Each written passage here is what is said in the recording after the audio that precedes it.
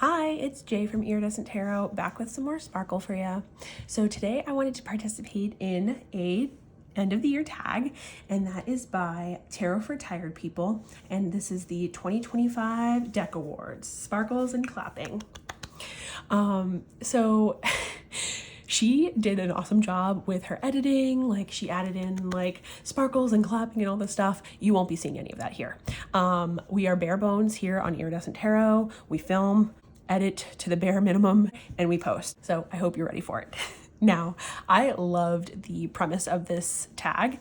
It's basically like the Oscars, Emmy, Golden Globe type award ceremony for tarot decks this year.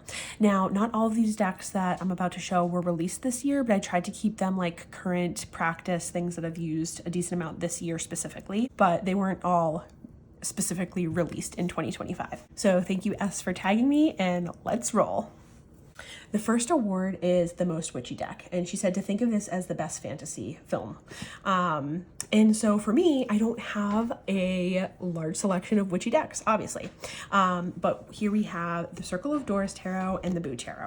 The Circle of Doors Tarot really does, to me, have a witchy vibe. It's just, there's something about it that I can't exactly put my finger on, but it just gives me the witchiest of vibes. And I don't know if it's like a combination with the black and the gold where it shines in the light. And if you read this by candlelight, you just feel super magical and witchy. But like, this is pretty much as witchy as it gets.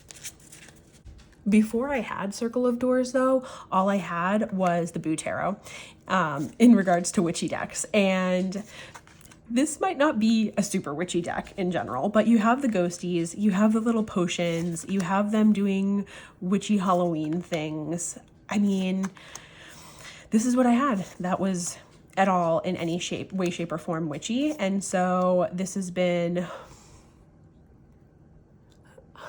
one that I had longer, and one that I would say this was as witchy as it got. And the winner is Circle of Doors. I just feel like it's got like true witch factor, whereas Boo Tarot is just like a little bit too cutesy to really be considered witchy. So I mean, this has a witch card. Okay, award number 2. The debut deck of the year. Think of this as best new artist or directorial debut. So here we have, so what I tried to do was pick decks from people that I hadn't seen making decks before. So here we have the Discovering Beauty Tarot by Sophia Litwack, and then we have the Infinite Door Tarot by Pamela Love. So Erin, the Witch of Saturn, Shanna from Sincerely Shanna D, and me, we filmed a deck connectors club episode on Discovering Beauty Tarot, and I did end up rehoming my full-size deck, and I downsized to this mini deck, and then I did edge it in black.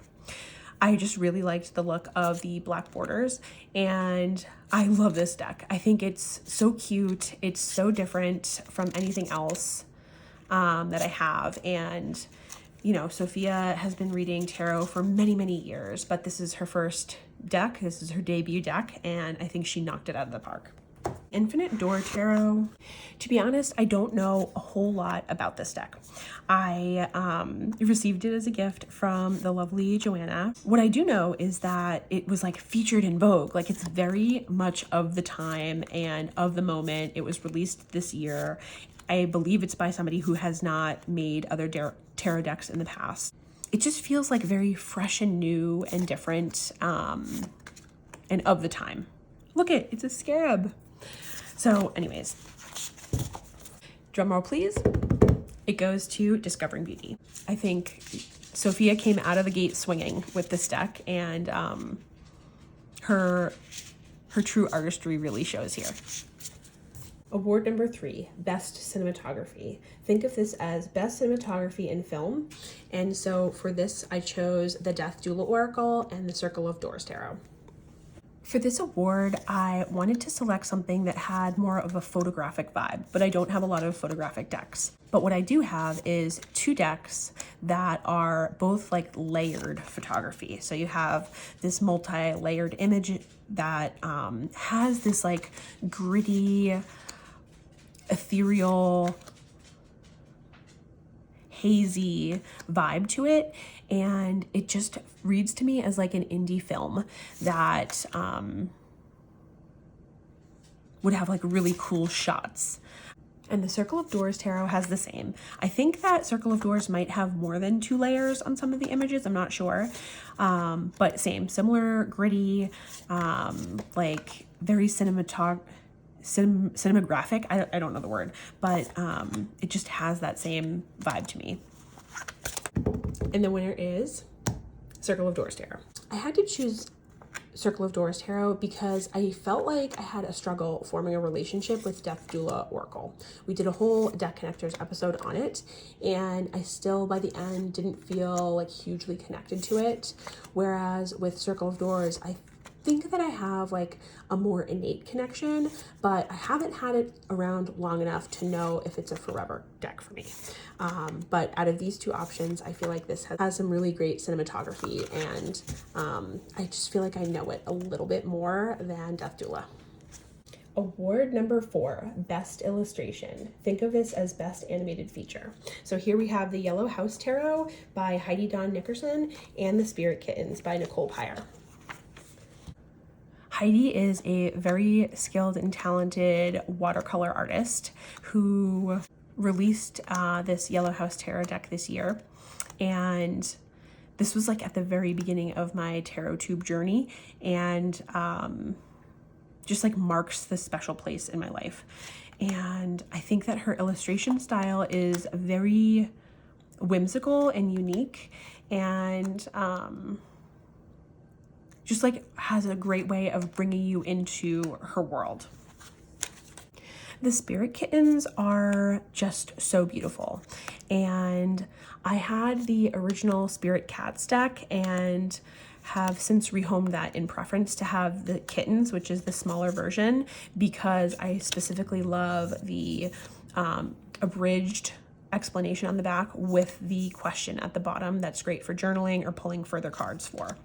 But I just love this art style, and even though I'm not a cat person, I just think that these are so, so beautiful. When I try to think about it in terms of illustration, I think that Heidi wins because of her more detailed way of portraying images versus the cats or the kittens being more of a watercolor venture. And even though they are illustrated, they just feel a little bit more loose, and they're like focused on the one thing, whereas Heidi really can illustrate lots of different parts of the home. So she takes it. Award number 5, the Most Poetic Deck. Think of this as the best screenplay. So we've got Poesis Oracle here, taken very literally for Most Poetic Deck, and then these Blue Bones Oracle, which I think is just poetic in nature from the phrasing and the imagery. For Poesis Oracle, I don't really understand the name Poesis unless you're using the guidebook, which has the poems that accompany these images. Like, sure, the way that the images look in relation to the keyword is somewhat poetic in itself, but you're not really getting that poem or poetry facet until you're in the guidebook reading the poetry that goes along with it. And it's really hard for me to commit to having a deck that you have to purchase the guidebook separately. I don't love buying a deck where I have to pay just as much for another deck to have the guidebook. I want it to be like small, compact, in the box, go along with it, and be included in the price. But this is a very poetic deck when you have it in conjunction with the book. These Blue Bones Oracle does not have a guidebook, and so you are thus like forced to create your own associations and meanings. And I don't mind that. I think certain decks do benefit from not having guidebooks, and this one might be one of them. I saw on Racine Owl Moon 513's channel that she was creating her own guidebook using the book Bluets and other sources and her own and from her own mind. Yeah, there's just something inherently poetic about the way that this oracle speaks, both in the wording and in the imagery. And the winner is these Blue Bones Oracle. I would rather have a deck that doesn't have a guidebook and somehow have that be more poetic, where I have to come up with my own meanings. And this just like exudes poetry from the deck itself, whereas I don't really get that poetic feeling from Poesis unless I have the guidebook. I've started adding my nail polish and perfume in like random spots throughout the video because I think it's kind of like a fun Easter egg hunt. Let me know in the comments if that works for you. But today's polish is this Cracked Cupid Mist. It's so vampy, love it. And my perfume of the day is Nocturne Alchemy Bastet's Ice Cream Caramel Waffle. The notes on this are buttery caramel, vanilla waffle, tonka bean, maple vanilla, butter, French vanilla bean, vanilla milk, vanilla orchid, and crystalline absolute. So what started my indie perfume journey like over 10 years ago was I was looking to find a perfume that specifically smelled like Soap and Glory's Smoothie Star, which is a body scrub, which had notes of maple, oats, banana, caramel, vanilla, like stuff like that. And it smelled like the most delicious breakfast spread. And so back then I didn't really know that you could buy perfumes that had scents like this in it. And so through my process of trying to find something like that scent, I came across indie perfumes. And if it weren't for indie perfumes, then I wouldn't have known about indie tarot decks and I wouldn't be this far into my tarot practice 10 years later. But alas, this does not smell like Smoothie Star. It's a little bit too buttery on the caramel side for me, so I don't know that this is going to be one that sticks around long term. Award number 6, Shadow Deck of the Year. Think of this as Best Drama Series. Here we have Reclaim Oracle and Back to Death Doula Oracle. Reclaim Oracle, man, this will forever be my shadow work deck. I don't see my connection with this deck ever fading. It's just so valuable of a tool to have in my self-help journey. It's just like, it's an indispensable deck in my collection. Meanwhile, we have Death Doula here, who I feel like has the capacity to be as impactful as Reclaim has been, but I just haven't gotten there yet with it. I think that the guidebook has some extremely potent practices, meditations, and different things that you can do, but I haven't fully flushed out my relationship with the deck, even though I've done a full week with Deck Nectar's Club with it. So I think it's pretty clear. The award goes to Reclaim. The importance of this deck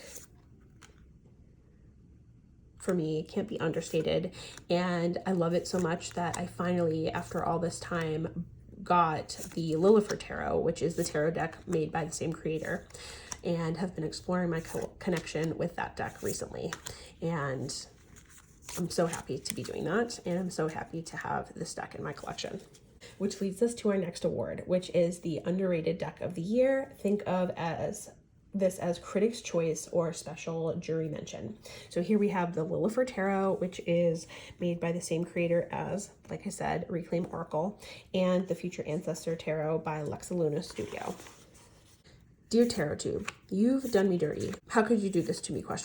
Like, I don't understand how Lillifer and Future Ancestor Tarot have not gotten as much love and praise as they've deserved. Maybe it's me. Maybe in the heyday of when these decks were created and put out into the world, I wasn't like at the height of watching Tarotube, because I do come and go in phases. Like, sometimes I'm super into it and watching everything that everybody puts out, and other times it's just not like my time to be super into the tarot world. But I really feel like these two decks are, there's just something that I have been missing out from. They're both something I've been missing out on. Like, I have fully accepted my new era, which is people decks that aren't too people-y. So these people, you can tell that they're people, but they're not super identifiable. That is what I am looking for in my decks. I don't want people wearing jeans. I don't want to look at people in the deck and think this looks like X celebrity, or this looks like somebody that I know in real life. Like, I just don't. And these non-people-y people decks really do that for me. And like, I'm truly looking at my collection and realizing that I've never liked people decks, and I have very, very few decks that have true people in them. So the award goes to both of these decks. I can't choose.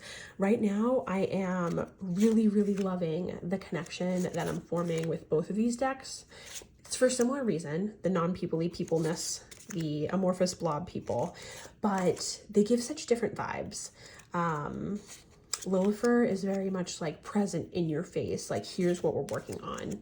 And Future Ancestor Tarot is very gentle. Let me hold space for you. Let me be there for you. And they just are so great.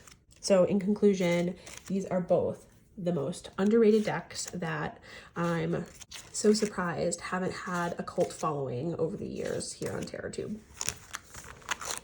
With the exception of Cassie from A Wrinkle in Time, she goes hard for Future Ancestors, so you're excused. The next award is the Best Collector Deck. Think of this as the Lifetime Achievement Award. So here we have Majestic Earth Tarot out of print, and we've got the Sistine Tarot out of print. While these are both considered collector's deck in my eyes, because they are out of print, hard to find, hard to get, I do use both of them. I use Majestic Earth more so. It's got a decent amount of chipping from the sides, and it has seen many a shuffle, a riffle shuffle, as sacrilegious as that may be. So while they might be collector's items, to me they're working decks. That being said, with the Sistine Tarot, I'm super, super careful and do not shuffle it nearly as rough as most of my other decks, and even Majestic Earth. There's just something about it that demands this level of respect and reverence. The winner is Majestic Earth. I couldn't live without this deck. And while this deck has won so many awards for other things, if you go back through my videos, specifically the decks that I'm grateful for, this deck won like 3 of those categories. Ultimately, the Majestic Earth Tarot is one that, I don't know, I could never, ever, ever be without this deck. It's just opened my eyes again to the fact that I don't like people in my decks. I'm very, very grateful for it. The next award is Kickstarter of the Year, or think of this as the best breakthrough production. So here we have Wonder Walking, a deck for Wonder Walking, and back to Discovering Beauty Tarot. I love this deck. I think that it does something that none of my other decks do, which is truly bring the practice, my indoor practice of drawing cards and introspection, and it brings it outside, and it demands that I look around at my environment in a new way. This Kickstarter took a really long time, and when it arrived, it did have like very slight quality issue, but I forgive the deck of those sins and I don't hang on to it. I love when deck creators get really inventive and come up with something that's never been done before, and I think that this deck does that. You've already heard me sing the praises of the Discovering Beauty Tarot. I will say that I don't think that I knew about the Kickstarter when it was going, so I did end up backing this after the fact or whatever, doing a backer kit, or I don't know what it's called really, but I did buy this from the creator afterwards. I really do hope to see more decks from Sophia. I think she did an awesome job. The winner of this award, a deck for Wonder Walking. I don't know if it's considered winning on a technicality, if it's winning because I actually backed it on Kickstarter versus after the fact. But yeah, I think that this was my Kickstarter of the year. And the guidebook is chef's kiss, unbelievable. All right, we're a few days later to wrap this up. If you heard at the very end of my last award, there were leaf blowers that had started up. So I did have to pause. I do have different nail polish on, very similar, but it's different, believe me. And so let's get these last two awards dealt out here. So for Best Indie Deck, think of this as the best independent feature. We have here the Folkloric Forest Tarot by Lennox Reese, and we have the Scarab and Dahlia Tarot by Joanna Callahan Waldo. The Folkloric Forest Tarot really did get a lot of use from me this year. I just went through such a huge phase, especially in the fall, because it has just very autumnal colors and vibes. But yeah, this was like my biggest reader in the fall time. I really love this deck. There are so many things that I love about it. The cardstock is like probably one of my most favorite cardstocks out there. It's linen, but it's like hefty. There are gold details on every card, the front and the back. The images that Lennox chose, I think, are really intelligent and just like put a different spin on your classic tarot interpretations. And the guidebook is 10 out of 10, like knock it out of the ballpark. And Erin and I did do a Deck Connectors Club episode on this deck, and if you want to hear more, we just basically rave about it for an hour. So Scarab and Dahlia Tarot is a very unique collage deck. There are like a handful of collage tarot and oracle decks out there, but for whatever reason, this one just speaks to me in a language that I can understand. The more that I think about why, I think that there are really expansive landscapes that Joanna has included in the artwork. And me being a lover of Majestic Earth Tarot and all these different wide open spatial landscape type decks, I just think that that element really comes through for me. She doesn't include too many elements. It doesn't feel chaotic, the collage style, and it's not super difficult to get to the RWS meetings. This is the one card that I am not crazy about. Me and Joanna have talked about this at length. I just don't like how long this lady's neck is. It just throws me off.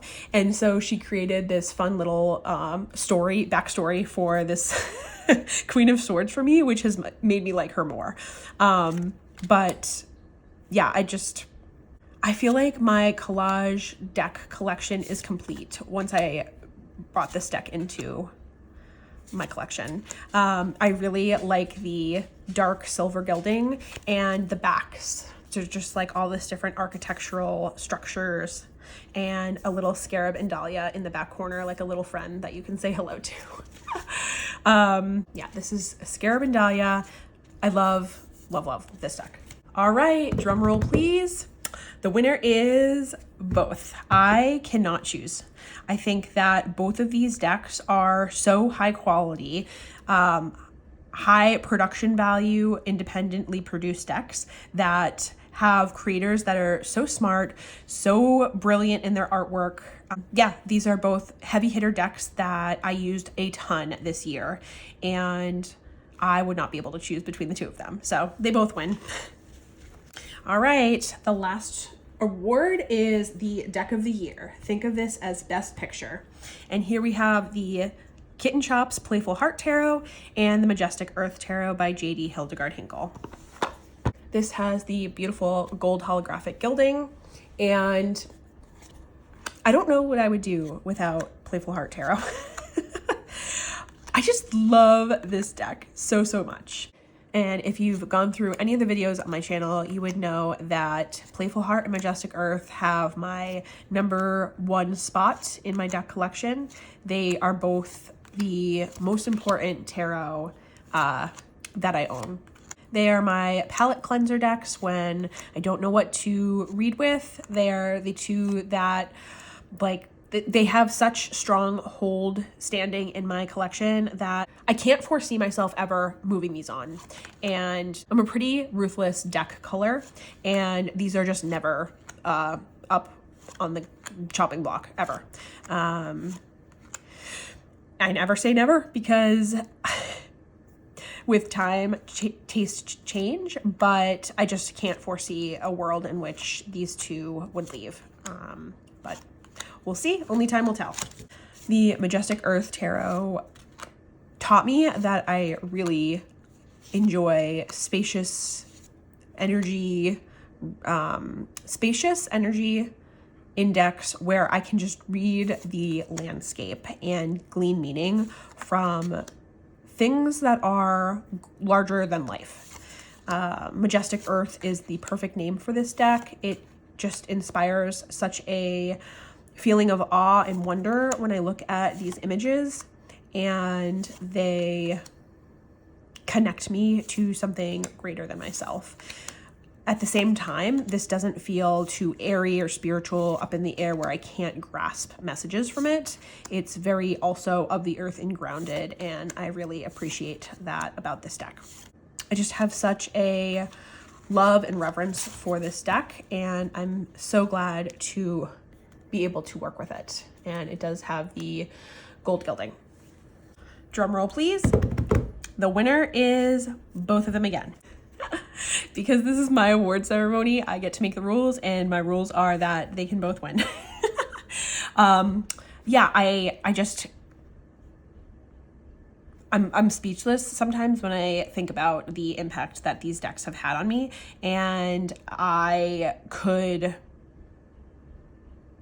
pare down my entire collection to just these two and feel really fulfilled in my tarot practice. Not that I would ever want to do that, but there's something about these two that have my heart, and they set the bar for what other decks need to accomplish in order to stay around in my collection. So I'm so grateful to have them, and I'm really grateful to be able to participate in tags like this. I had so much fun pairing these up and deciding what decks were going to win each award. So thank you so much, S, for creating this tag and making videos. And if you enjoyed, please like, comment, subscribe, all of those things. And I will talk to you later. Signing out.